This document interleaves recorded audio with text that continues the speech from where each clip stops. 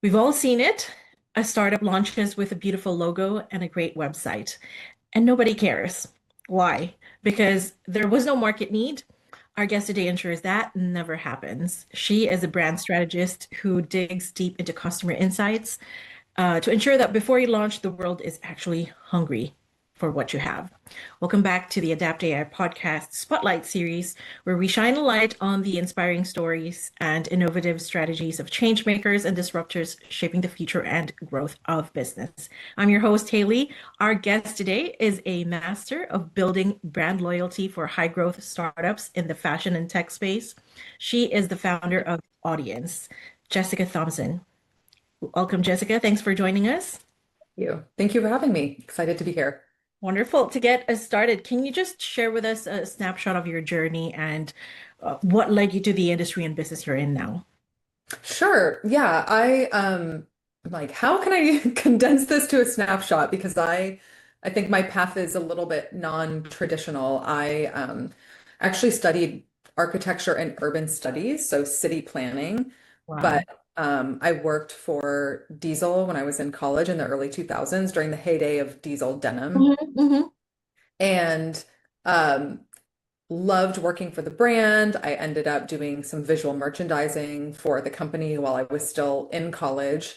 And when I graduated, I actually moved to Paris to work for a jewelry company doing visual merchandising. So I didn't end up, working in the field that I had studied in. And so I worked in the fashion industry for several years, worked for Barney's New York before Barney's closed down.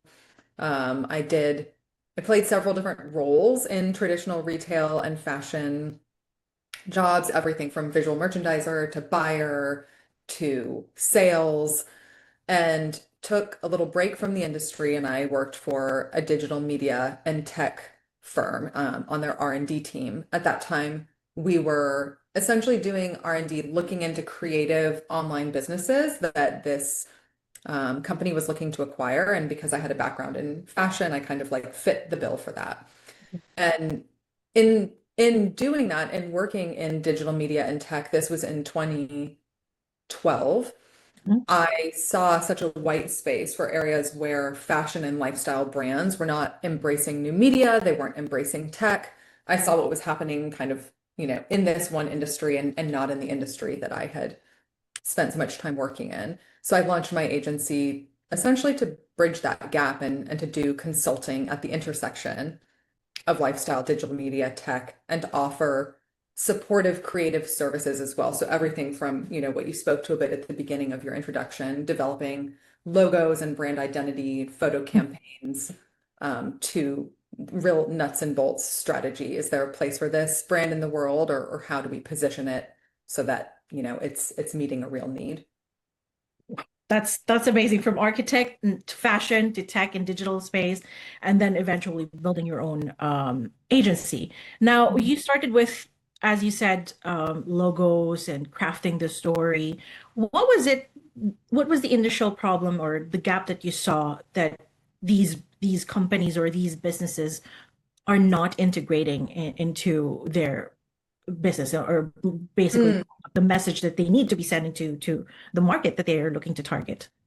Yeah, that's such a good question. I mean, I think a lot of my initial observations when I started doing this in 2013 are the same today, which is that I think intuition is very powerful. So a lot of founders, a lot of people who are launching a business, a brand, Mhm. there's intuitively some problem that they're trying to solve that's a problem that they face. And they're very rarely the only person facing that problem. There usually is a customer out there who Mhm. shares a need. But oftentimes their blind spot is that like they themselves know this problem needs to be solved because of their experience, but they might not have done a lot of competitive and comparative research to understand Mhm. what else is happening on the market, in the market, who else is already solving this problem and how, Mhm. and or are there other innovative ways to solve it that I'm not thinking of that would make my business model, more attractive if I'm looking to raise money or Mhm. more successful in the long term. So it's kind of like their blind spots are often kind of looking outside of their personal experience and what they know to try and to get a really big picture, broad view of what else is out there, what other people are saying. And that's where I come in and usually do quite a bit of research to try to start answering those questions. And do you come in before they even like build the business, or they already built it, but they haven't done enough research to see whether, there's really a market need for it, or even the desire to have whatever they're offering? Mm-hmm. Really both. People find me at various stages of their entrepreneurial journey or their journey of launching a business or brand. Mhm. Um, it's it's oftentimes preferable for me if I can come in before something has launched so that Mhm. we go in kind of, maybe with a little bit more information and not having to erase and course correct. But Mhm. no matter what, when you launch a business and brand, there's going to be a lot of pivoting, a lot of iterating. So even if someone comes to me and they're already out there doing something and it needs tweaks or a refresh, that's not like mission critical emergency. That's kind of par for the course. And let's say a brand or like a business is just starting, right? They haven't done enough research. Have you ever worked with any like those startups or businesses that there's actually no need?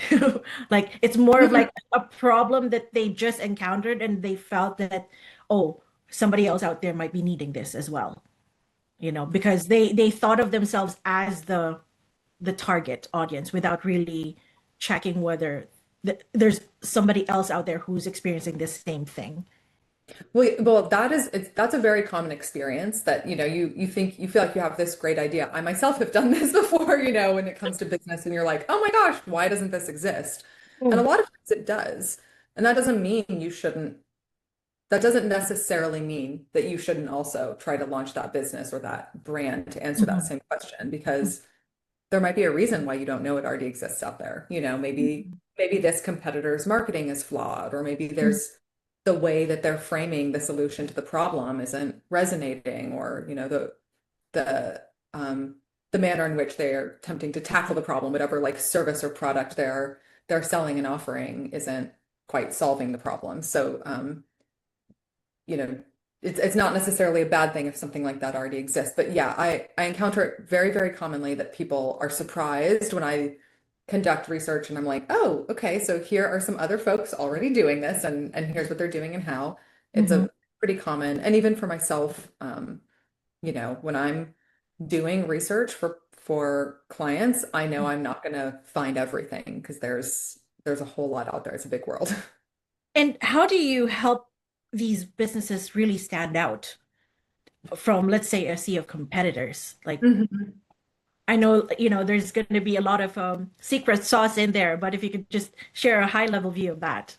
Yeah, I mean that's really what comes down to strategy. And the strategy piece is more narrowly defining the problem and the solution. So I'm looking to launch a brand, a business. Mm. I need to get really clear about what the problem I'm trying to solve is and what the solution that I propose is.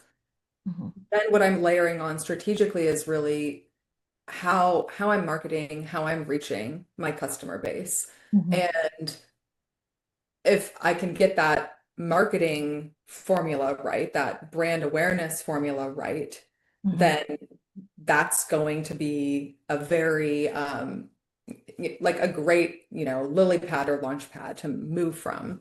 Mhm. Um, that also requires a lot of research, a lot of planning. On my part, I think where some of the secret sauce comes in that's hard for me um, to share, not because it's like proprietary and secretive, but it's more based on experience. Having worked with so many different brands and done this in Right. so many different ways, I Mhm. can pull from a lot of that experience. Um, but for somebody who's maybe not working with a brand strategist and is trying to do a little bit more of this on their own, Yes. I think there's so much you can do now with AI and ChatGPT and trying to get yourself started on Mhm. some research, some marketing ideas. Um, Social listening is huge. So there are a lot of platforms that you can use for social listening, from, Hootsuite to Dash Hudson, to try to get a sense of conversations people are having around topics to see like how how is it my potential customer talking about this problem? And, what are they currently doing to meet that need or solve that problem? Or have they not found something yet? Okay, great. Something compelling that doesn't exist for them. I'm a huge Redditor, so I myself, like, I will go on to Reddit. I will read so many forums when I'm researching something for a client because, you just have real anonymous people having conversations, and there's a lot you can learn from that. Well, speaking of Redditor, I just, it's like a rabbit hole for, someone who's just getting started in business. What are the essential foundation that they have to do when they're doing their market research? Like what kind of questions should they be asking or like looking for on their own, let's say whether it be Reddit or like checking out Instagram and TikTok, all these social media platforms to see Mhm. if their target audience exists, or maybe it's a different, like during their research they come up that, oh, it's actually a different kind of Mm, ideal client or avatar I'm yeah, actually I would have to serve. yeah, that's a great question. I think a lot of it comes to looking at your competitors. So I'm just going to use like a generic brand as an example. I'll use Dollar Shave Club as an example, which is like a shaving subscription Mhm. box. Yeah. Just make it super easy to get your shaving needs Uh-huh. without having to think about it. So if I want to launch a version of that for women that uses only natural and organic ingredients and maybe like special razors for sensitive skin, Mhm. before I launch that, I'm going to do a ton of research to find out what else is out there in the shaving market, both from a subscription Mhm. standpoint, if I'm Mhm. looking to launch a subscription, and from a non-subscription, like what are all of the different shaving products that are out there that kind of sit adjacent to what I'm thinking about doing. Um, then I'm going to dive really deep into those individual companies. So maybe Mhm. I do a really deep dive into Venus and I look at the way that they market and I look at the influencers that they work with. I look at, Mhm. um, I don't know, like YouTube ads that they're running. I go Mhm. to Reddit and I see what people are saying about Venus to find out what they like, what they don't like. So I Mhm. start to really like zero in on each individual competitor Mhm. and do as much reverse engineering to try to understand who they're marketing to and how. Look at Mhm. their PR. I'm doing Google News searches to find out, what kind of press coverage they're getting. Are they doing brand partnerships? What kinds of brands are they partnering with? These are all clues and insights into the customer they're serving. So that starts to help me understand what customers are already being served and Mhm. or what customers still aren't really being served. Maybe I learn like there's nothing like this out there for women that I can find. So Mhm. there is this white space. What I want to say to that though is that when I am doing research, and I think I was just talking to a friend about this yesterday, it's really important to also look outside of your own industry. So if I want to launch this like women's shaving product, Mhm. I'm also going to look at, s- skincare, some skincare brands that also have clean, organic ingredients that maybe Mhm. do subscriptions. I'm going to look at fragrance, maybe cleaning products. I'm Mhm. going to look at these kind of adjacent categories, sometimes not even adjacent, Mhm. that are likely serving a similar customer. Mhm. And there are a lot of learnings that you can glean from doing that. And what would someone have to look into those adjacent industries or brands that would be helpful in building the brand of the business that they want to own or like build? Mhm. Yeah. So when you say building the brand, are you referring to like look and feel of the brand or kind of marketing for the brand? Can you give me a little more? Sure. Like for example, I'm a startup, business owner, and I'm doing the research on my own, and I would look at these adjacent just for continuity of your example, with a women shaving Mhm. brand. When I look at skincare, what should I be looking for? Is it who else is being served, or is there the person or the ideal customer that I want to serve is also using those kind of brands, or like what would be those factors that they need to consider when they're doing Yeah. research in the other industries, if that. There's a lot to consider. There's there's a lot. So, I mean, everything from look and feel, because a Mhm, brand's look and feel is still mhm, very important. You know, your identity, logo, brand visuals, um, brand voice, mhm, mhm. copy really dictates who you're speaking to, Right, the price point of your product, right. the age, the demographic. So those inputs have to be considered, and that is absolutely something you should be looking at, Mhm, trying to get a sense of what what kind of customer is this brand serving just based on look and feel alone, mhm, but also how they're marketing their product, what channels they're activating to market. This can also give you a lot of insight. For example, if a brand is not really leveraging TikTok and YouTube mm, for their marketing, you can pretty easily gather that they're not trying to reach Gen Z, Gen Alpha. You know, mhm, they're going after a target audience that's millennial and up. mhm, So you can start to kind of again reverse engineer, learn a little bit about who they're likely marketing to based on what channels they're activating and how. You should be looking at brand partnerships, as I mentioned. This is something that brands are doing more and more to reach new audiences and or to reach an audience that they're having trouble penetrating. So right now, like everybody is trying to figure out how to market to Gen Z. They're not an easy cohort to market to. Many brands are struggling to do that and deploying different tactics to do so. right. And brand partnerships is a big channel, Mhm, to reach a cohort that you're not reaching right now. So you can look to see, are they doing collaborations with other brands? This is going to give mhm, you some insights. As I mentioned, are they working with specific influencers or celebrities? It's kind of like context clues, mhm. that are going to, give you a bit of information. I'll park. I have a question regarding the Gen Z audience, right? Mhm. But before that, why is it important for a business to really identify who they're really serving? Like, do you suggest, there are businesses, we'll talk about small businesses for the moment and like solopreneurs. Mhm. How important is it to have a niche versus like being more of like a generalist? What are your thoughts on that as someone who's No, like strategist for it? yeah. My thoughts are that it's really important to have a niche. I have worked with brands and businesses who are like, we want everyone to be our customer. Well, of course you do. Everybody wants that because that means you would have an enormous customer base. Mm, It also means you're saying nothing. Because if you're trying to reach everyone, then hmm your message, your point of view has to be so broad. It has to be so palatable to so mm, many people that it's going to be so watered down mm, that nobody's going to attach to it. mhm, So having a niche is very important. And it's there will absolutely be a trickle down effect that happens. So if I am really trying to target Gen Z, for example, mhm, there's going to be a trickle down effect to Gen Alpha. There's going to be a bit of a trickle down effect to millennials. There are still millennials who are looking at Gen mhm, Z and seeing mhm, some of the cool things they're doing and following suit.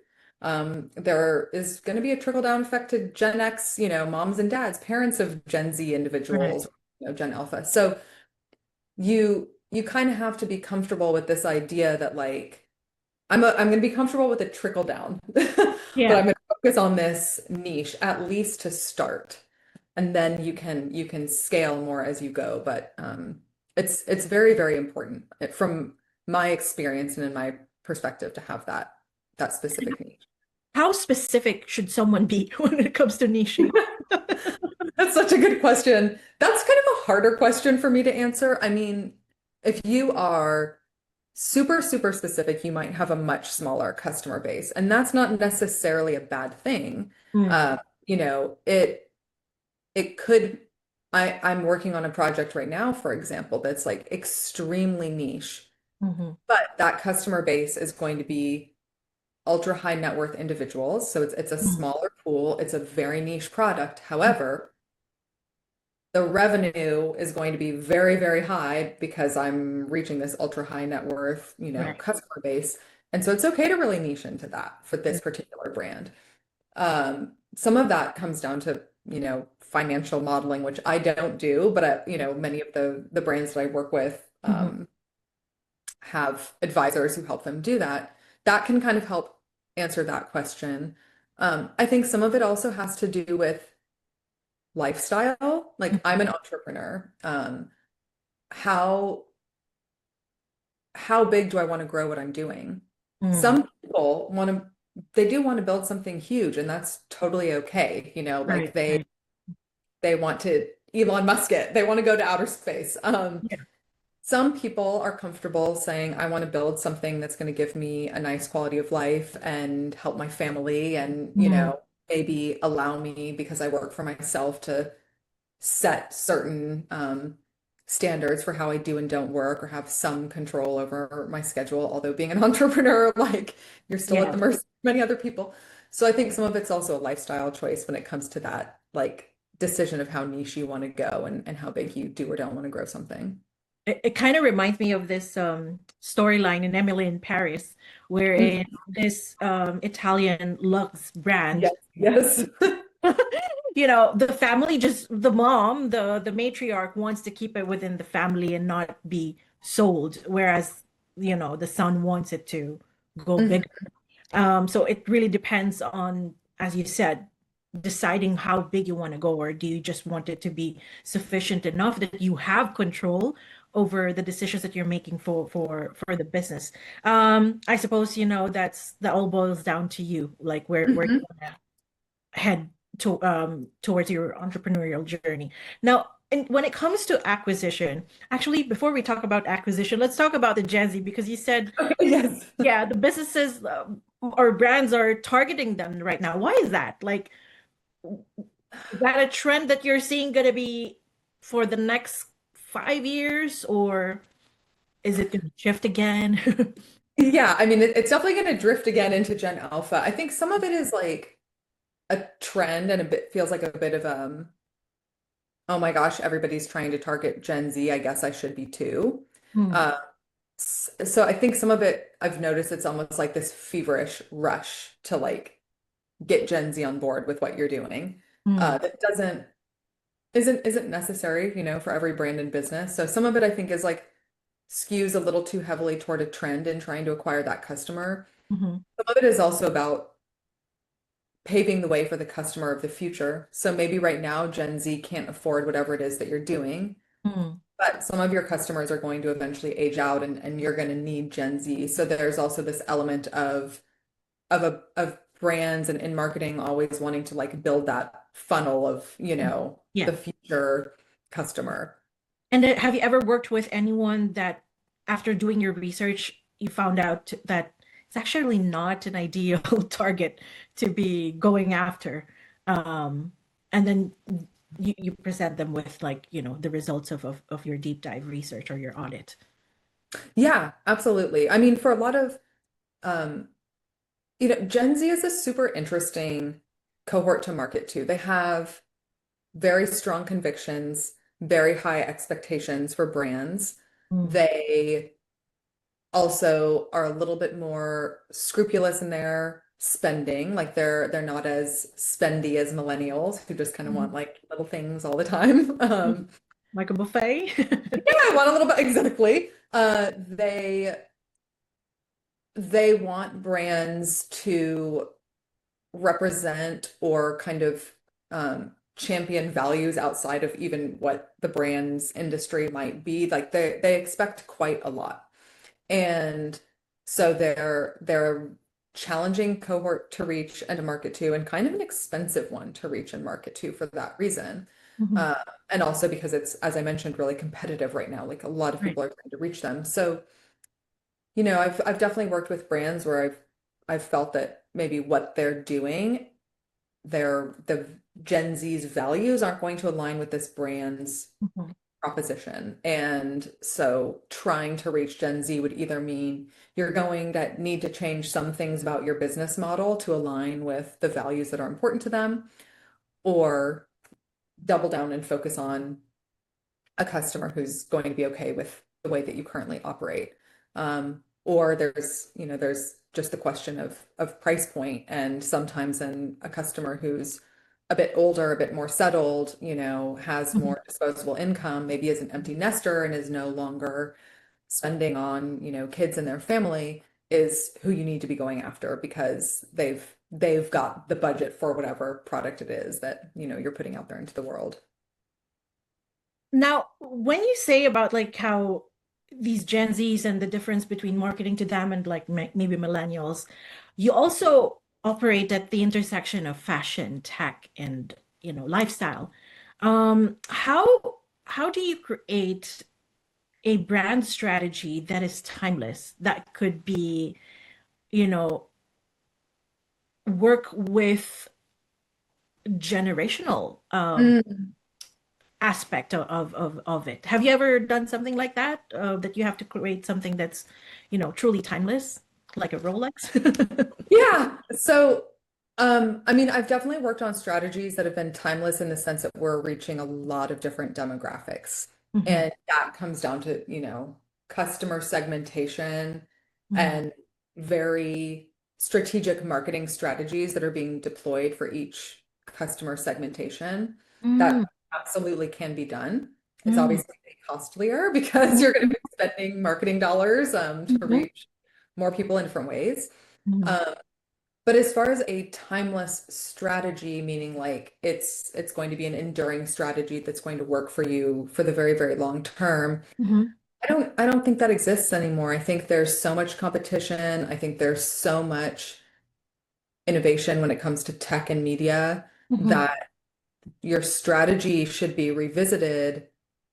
I mean, on a kind of like like maybe just beneath the skin, skin deep level every 2 to 3 years, and then kind of like more surgically on a deeper level every anywhere from like 6 to 8 years, because there are much bigger shifts that happen that will require really big strategy overhauls. Those are great insights. And speaking of that, how should one build a community versus just, like just a brand, Hmm. like a Well, cult following? yeah. I mean, that's actually where brand is so important. Like people talk about, I work in brand and we talk about brand a lot, and that's oftentimes a big mystery for people. Like, what is brand? Hmm. It really is something that's pretty hard to define, because it's like what this idea of a brand is a sense of belonging, an identifier, something that I'll use a lip gloss as an example. Like right now, I'm obsessed with this lip gloss by a brand called Farrah Homidi. And if I pull it out of my purse and, someone recognizes the design of her bottle and they also love Farrah Homidi, we might strike up a conversation and, find Hmm. out we have other common interests. So it's very much a signifier. This is why like logos on clothing, or purses or cars or watches or whatever Hmm. matter, because they say something about me and the kind of person that I want you to think I am. Hmm. And community is then built around that kind Hmm. of organically. And what is, from my experience, so important when building community is, as a brand, being really clear and honest about who you are and what you offer, Hmm. being niche, because again, if you're watering down too much, you cannot build community around a very vague or kind of like neutral, really watered down, concept. Hmm. And then engaging with your customers in very real ways, like having real conversations with them. This can be on social media, this can be through events, this can be through various marketing channels. This can also happen through brand partnerships and offering, your Mhm. customer something new and exciting. Loyalty programs, like there are a lot of ways to start to build that community, but it really starts with why do I exist and who do I exist for, and how can I be very true to that? And how can I make sure I'm really listening to my customer Mhm. along the way and really answering their questions or meeting their needs, and not putting something out there because I think like, no, you need this, but Mm. what can I give them that they're actually asking me for? Right. So that being open to feedback from who you're actually serving. Yeah, Yeah. absolutely. Right. That's great advice. Now, in our initial conversation, you shared with me that you specialize on, positioning startups for acquisition. Uh, ca- so do you help them to have that kind of like brand messaging before you look for a match for them, or how does it work? Mm, yeah, so generally like that community development piece that we just spoke about, that customer base is something that you need that's very valuable in order to be acquired or IPO or, Mm-hmm. whatever those growth goals might be. So when I'm working with companies that, their goal is acquisition, their goal is an IPO, Hmm. that's oftentimes what we're really focusing on is like refining brand, developing the community, Hmm. becoming really, really clear about who you are, who you serve, why you exist, Hmm. and positioning you for high growth via that channel. How long does the process normally take when you start working with them?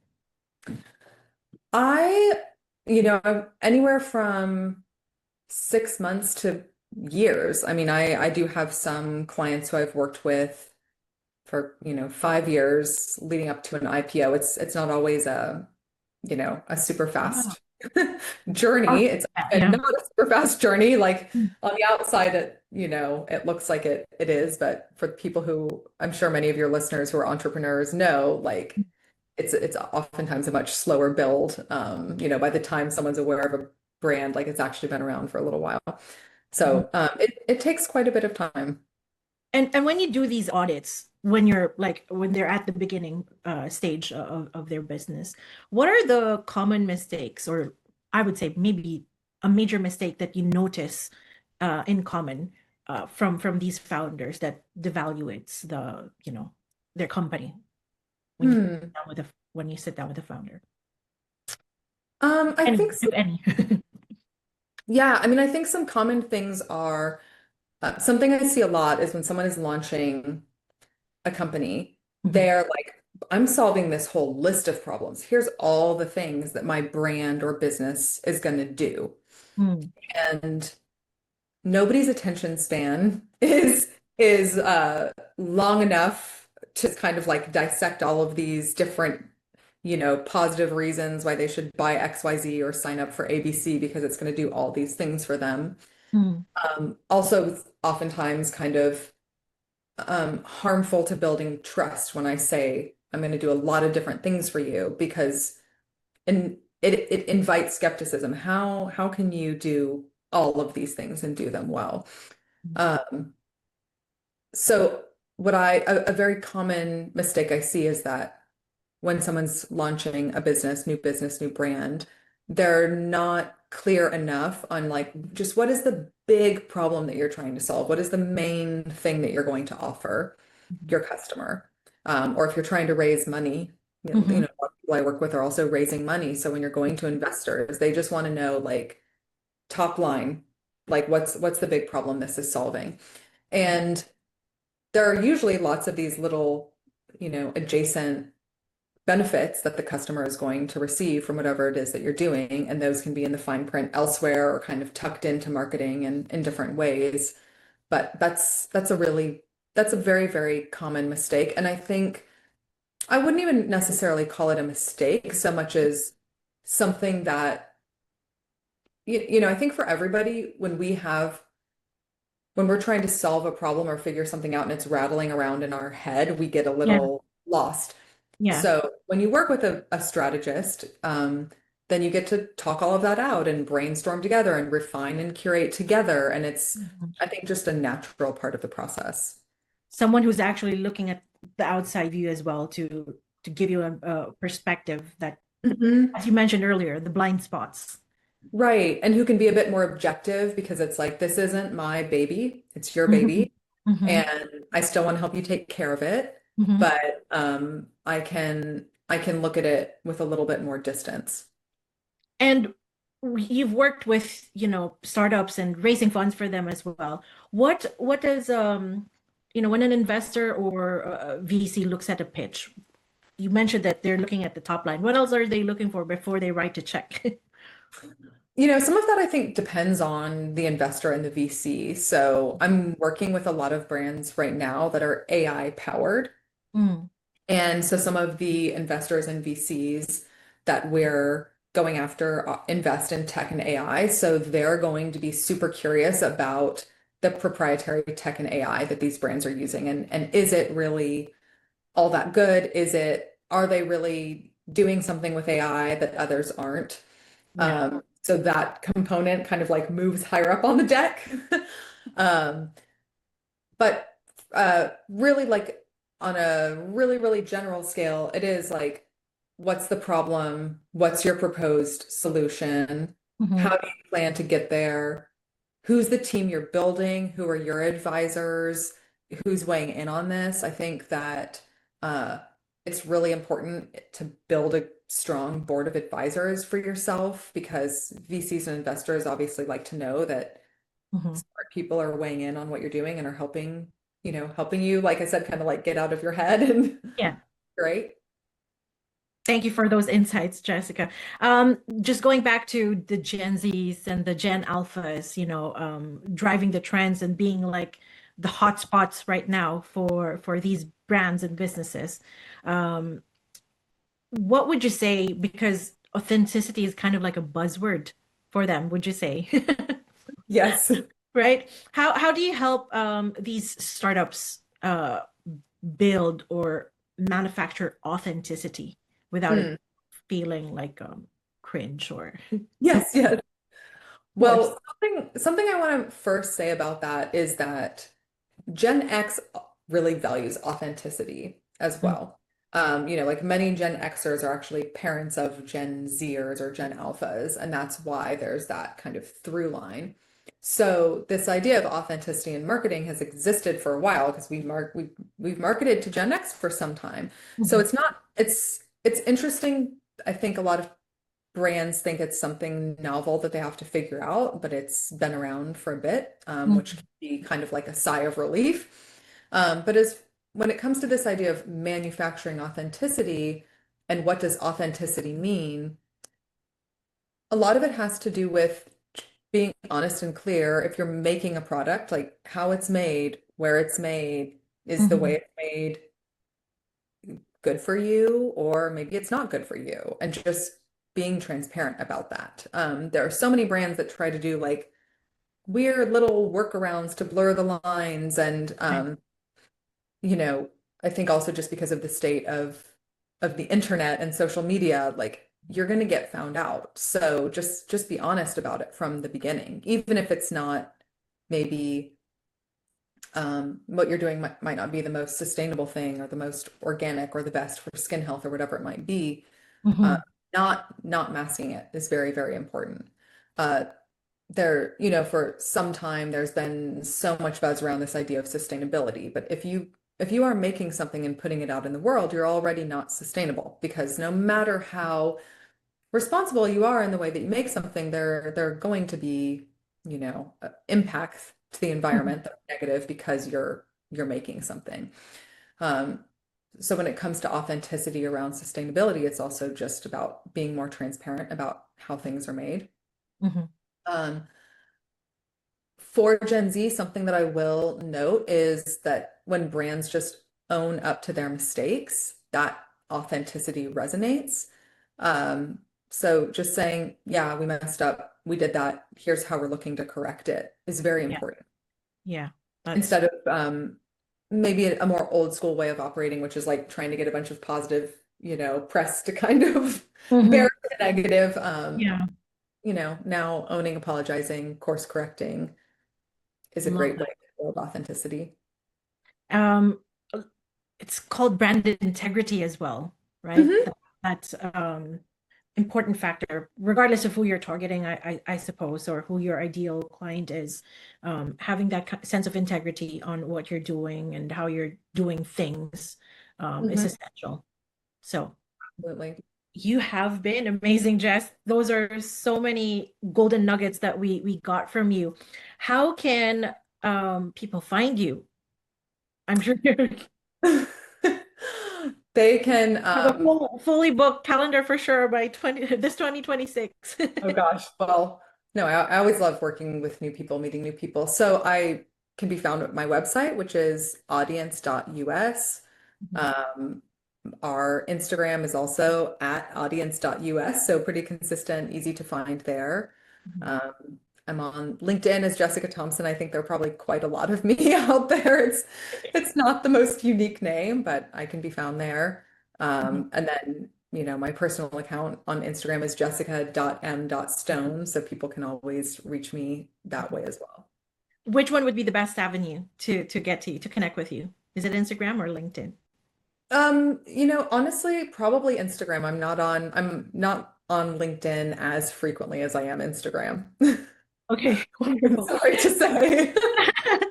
That's totally fine. But regardless of which one it is, we'll definitely include those information in our show notes, all the links to get to you. Any final word or advice when it comes to brand and marketing for, solopreneurs and startups as well, as we head to like as Yeah. we are now in 2026.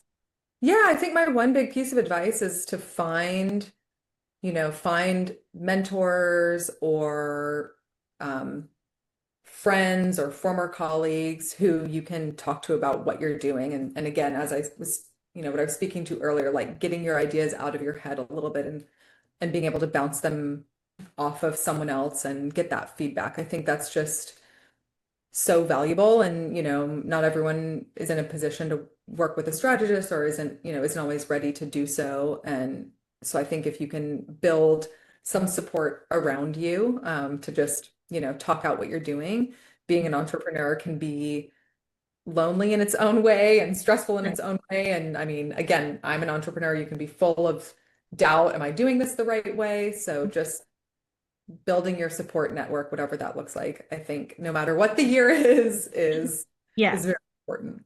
Thank you. One last question. Speaking of, support and having someone like a sounding board for you as you build your business, how should one filter out what is a good advice and what isn't? Because ultimately, you are the captain of your ship. You have Hmm. advisors, but like, how do you filter out those who are just maybe cannot see the vision? Yeah. Well, I think some of that comes down to like how often are you getting the message that someone can't see the vision? Because if you're getting that from a lot of folks, then there's probably something going on. If you're Mhm. getting it from just like, 1 out of 10, then okay, maybe that person isn't my end user. So I think Mhm. that's a pretty good way to balance the scales or figure out how to weight advice. Um, but also, for myself, for example, I have mentors and most of them have worked in my field or kind of in ways similar to the way that I work and have been doing it for longer than me. So when they give me advice, they're in the same they're playing the same game I'm playing. We're on the same chessboard. Right. I really value and trust what they're saying because I know they're experiencing what I'm Mhm. experiencing in different ways. So I think being able to find mentors or, folks who have done something similar to what you're doing can help ensure that you're getting more solid advice or feedback. That's wonderful. Someone who's already been to where you're heading, basically. Exactly. Yeah. Yeah, exactly. And maybe they're still doing it. They're just like 10 years ahead of you, 15 years ahead of you. So Mhm. you know, they've gotten some bruises along the way and can, kind of speak to you Earn their about what badges. exactly can help you figure out how to recover when you get knocked down. Right. Well, we'll leave it there. Jessica Thompson, ladies and gentlemen of audience, whether you are in fashion, tech, or lifestyle, if you want to build a brand that lasts, you need to listen to this episode again. Jessica, thank you for being here. Thank you so much. It was great chatting Thank with you. Thank you. If this conversation helped you think differently about your business, the best way to support the show is to do two things. One, share this episode with one colleague or a friend, and two, hit subscribe right now so you'll never miss another insight. Thanks for tuning in today to Spotlight Series. We'll see you again soon. Thank you again, Jessica. Thank you. It was great chatting with you.